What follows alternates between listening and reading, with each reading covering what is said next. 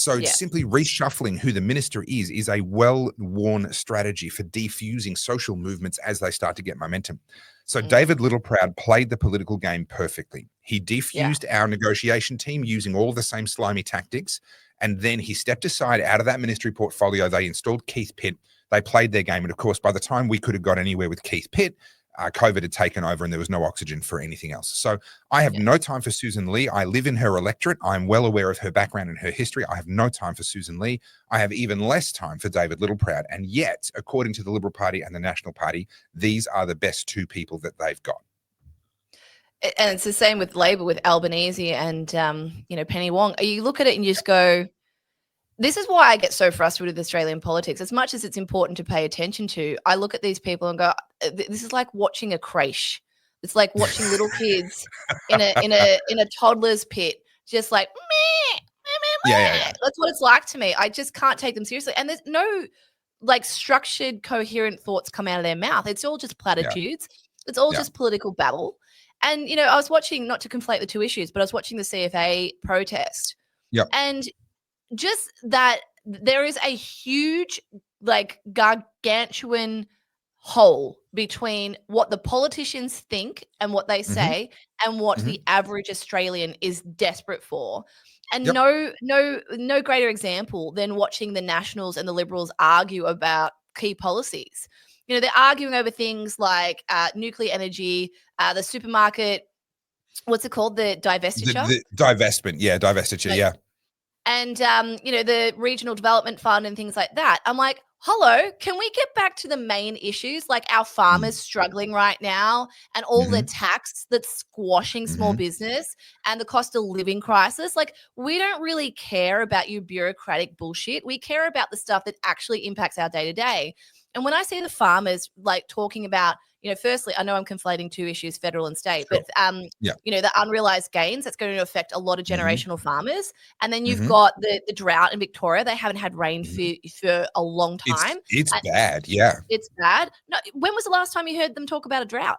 I haven't heard a thing on the news about a drought. I remember growing up, drought was all we talked about.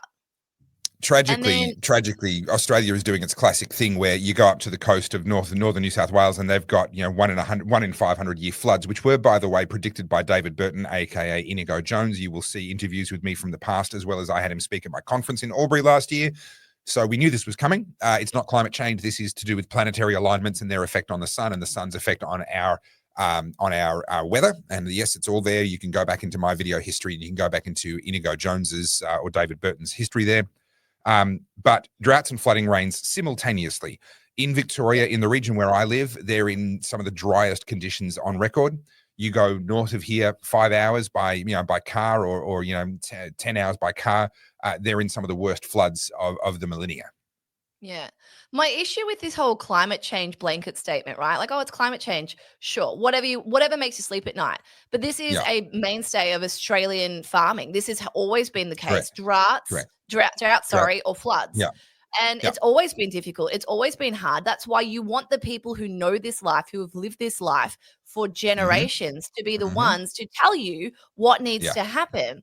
And when you see these voices silenced, particularly like now, like everything's been swept under the rug because now we're talking about the destruction of the coalition.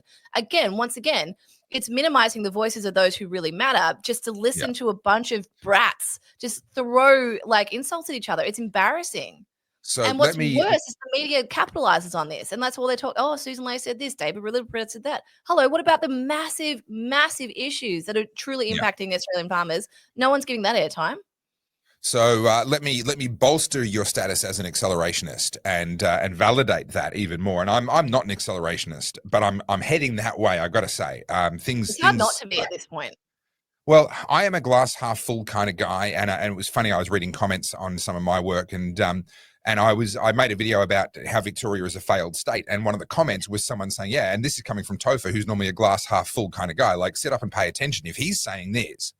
Yeah. And unfortunately, it does actually get worse because the Labor Party are kind of doing a victory lap at the moment, and they're hosting events, and the Prime Minister was there with his chief strategist. I can't remember his name off the top of my head, but the chief strategist got to do a speech and talk all about why they won.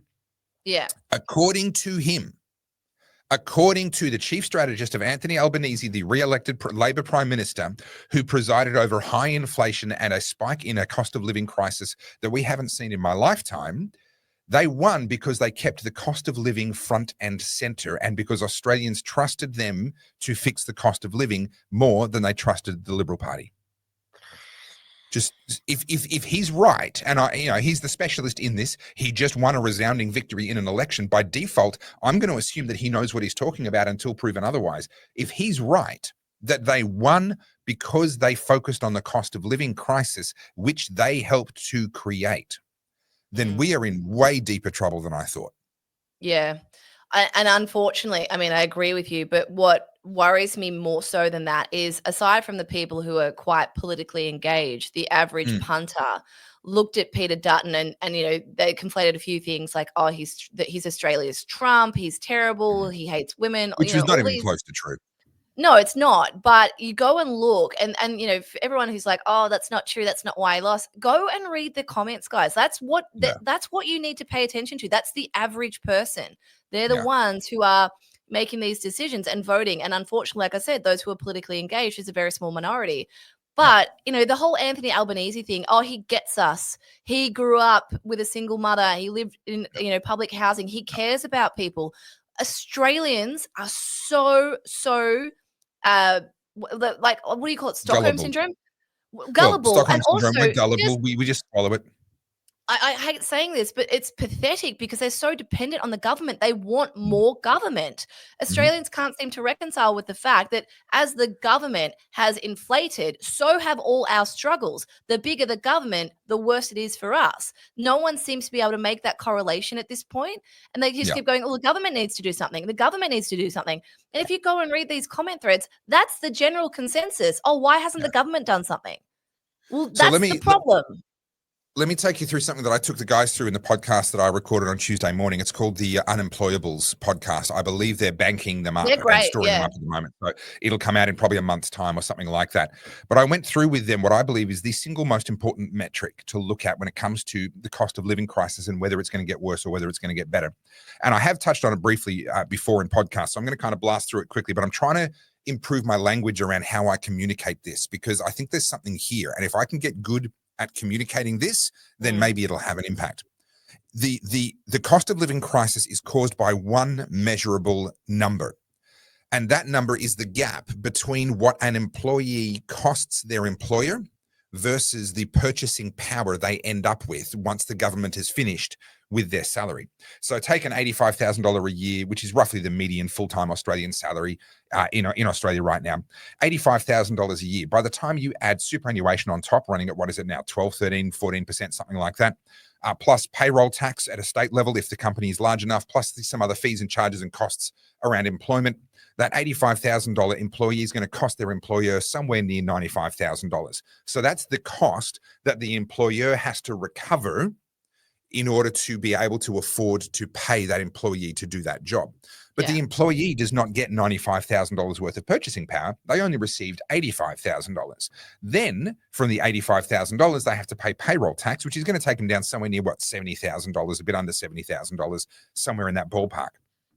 But now they're still not done, because every single thing that they buy also has taxes applied to it. There's GST on most of what we buy. There's also fuel excise, tobacco excise, alcohol excise, and we're still not done because you have to add all of the government-related fees and charges, whether that be rates, which you pay even if you're a renter, because obviously the landlord has to recoup all of that.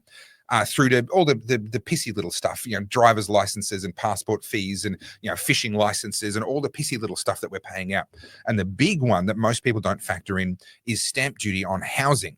On average, Australians, a house will change owners roughly every 7 years. It's actually getting faster at the moment. It's becoming less. And so every 7 years or so, we're paying a percentage of that house's property, of that house's value in tax to the state government. And again, even if you're renting, your landlord has to recoup that cost. That's an expense that they have to recoup. So you're paying that out through your rent. So every single one of us is essentially paying a house's worth of stamp duty every 7 years or so. And all of that is coming out of that $85,000 you get paid. That the median Australian full-time salary only gets paid. I did the maths on this some years ago for a video. And back then it was already true that more than half of your official salary is lost in taxes and cost of government. So you're being paid $85,000. Your actual purchasing power, if you removed all of the cost of government, the taxes, the fees, the charges, and so forth, is going to be somewhere around about $40,000. But here's where you see and you understand the sting here. The prices of everything that you are buying with your $40,000 have to be set so that the employers can recover the $95,000 per employee that they actually have to find and fork out. Well, here you are again. Thank you so much for watching the Oddcast. You've just seen a clip from the wonderful Carly and myself. Am I wonderful? No, but Carly is. And between us, we make a good team. So head on over to the Oddcast HQ on YouTube and watch our full episodes over there. See you there.